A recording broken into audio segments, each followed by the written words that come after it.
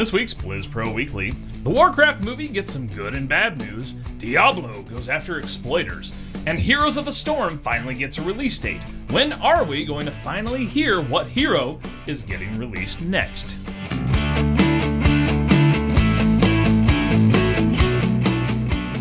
Hey guys, welcome to the newest episode of Blizz Pro Weekly. As always, I am your host, Chris the Beard, getting all lumberjackish, Arnone. Now, if you've noticed, some of you may be more astute, you go, I haven't seen that shirt on you before. You are correct. Now, sort of right now, there is a little promo going on. We talked about it last week, okay? You can get 10% off at gear.blizzard.com by using the coupon code BlizzPro at checkout. Full disclosure, we don't make a penny off this. You use the code, you save a little cash. It's just a way of, us helping you out. Now, when I say sort of right now, the Blizzard gear store is actually closed right now and will reopen on May 6th. They're reworking the site. They're going to be launching it again with some new items. One of those new items is that awesome Overwatch hoodie that you saw Chris Metzen and other Blizzard devs wearing at BlizzCon. So what this means is when the store goes live, it opens up again, you can buy all the cool shit like this shirt or that hoodie, and make sure you use the coupon code BlizzPro to get 10% off that order. Now, we have been told this code should be good through June of this year. Now let's talk some World of Warcraft. Here's the beef. So a major movie announcement was made by Legendary Pictures regarding the Warcraft movie earlier this week. The official release date for the film has been pushed back. It was March 11th, 2016, now it's June 10th, 2016. This is the second time the movie has been pushed back.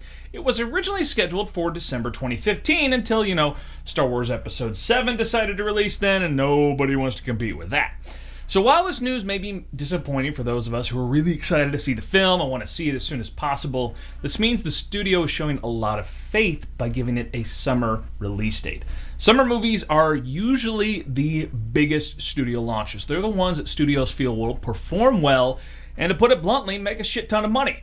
So by pushing back the release date, it could mean the studio has seen early edits of the film, they like what they see, and feel it could be a great potential, sort of summer blockbuster. And of course, where the real money is when you start into a series like a trilogy or more than that. Now, it also means the film's team has some additional time to make the absolute best movie possible, which is never a bad thing. Now, so far, it looks like it's going to be going up against films like The Conjuring 2, Now You See Me 2, and Uncharted. Now, how do you think the Warcraft movie is going to stack up against these films? Let us know in the comments. Let's talk Diablo. Stay a while and listen.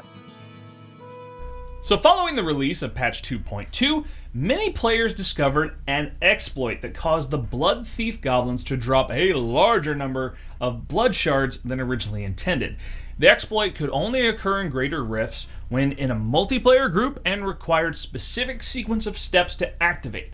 Now, a little over a week ago, Blizzard released a hotfix to the PC versions of the game and just took the Blood Thief goblins completely out of the console versions until they can roll out an appropriate patch.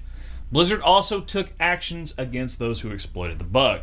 Those accounts which were found to have both used the exploit excessively and publicly promoted its use were permanently banned. That's it, you're done. Now, those who were found to have used the exploit excessively but did not publicly promote it were rolled back and their heroes removed from the active leaderboards. Those found to have used the exploit to a very limited degree quickly stopped, realized what was happening. They were effectively pardoned. Of course, this has some people up in arms about Blizzard banning people in the game, but people were also up in arms about Blizzard not taking action against these exploits. How do you think Blizzard could have or should have handled this? Let us know, of course, in the comments.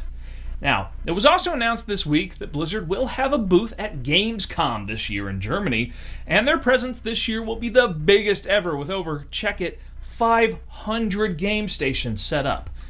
Right? As of right now, the only games in development when Gamescom hits will be Overwatch and StarCraft II Legacy of the Void. So why so many game stations? Yeah, this is the first time Overwatch will be playable in Europe, and it's only been at BlizzCon and PAX East. But we think something bigger than that's going on. It's become custom for major Diablo 3 announcements to happen in Europe. Diablo 3 was announced in 2008 in Paris, Reaper of Souls announced in Gamescom in 2013. So could it be we might hear about the next Diablo 3 expansion at Gamescom this year? It's possible, and also possible it will be playable on the show floor. Now, we predicted this at the end of last year, and now, with the news that Blizzard will be having a huge presence there, it's looking pretty damn likely that we'll see it. Alright, let's talk some Heroes of the Storm.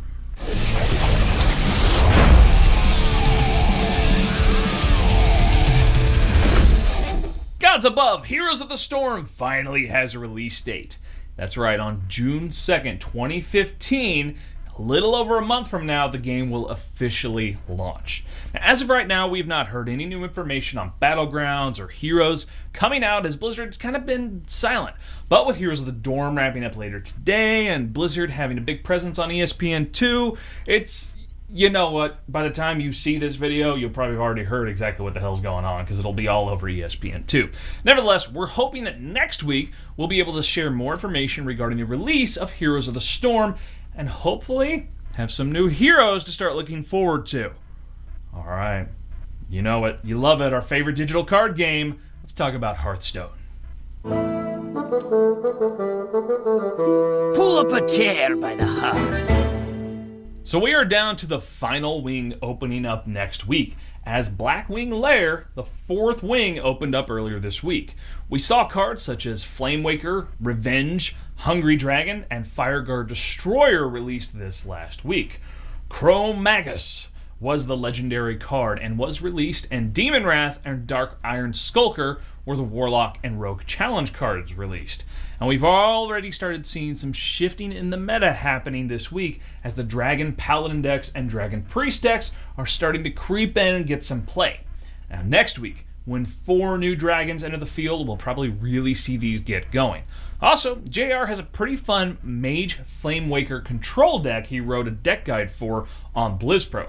So make sure you check that out. You want to give that a spin. It's pretty cool.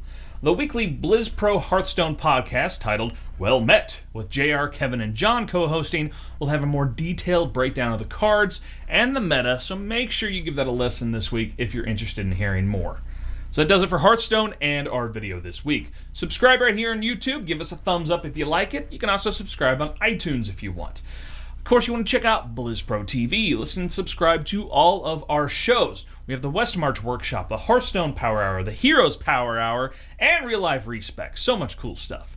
Me, I'm all over the internet. Twitter, Facebook, I'm a Goodreads author. The Lost and Broken Realm, my first novel, is out there pretty much everywhere. I'm a contributor as well for BookRiot.com and Panels.net. If you have a question, shoot us an email at askthebeard@blizzpro.com. And of course, you want to check out blizzpro.com. We have all the news, reviews, interviews, everything you need to know about Blizzard Entertainment games. Stay beardy, my friends.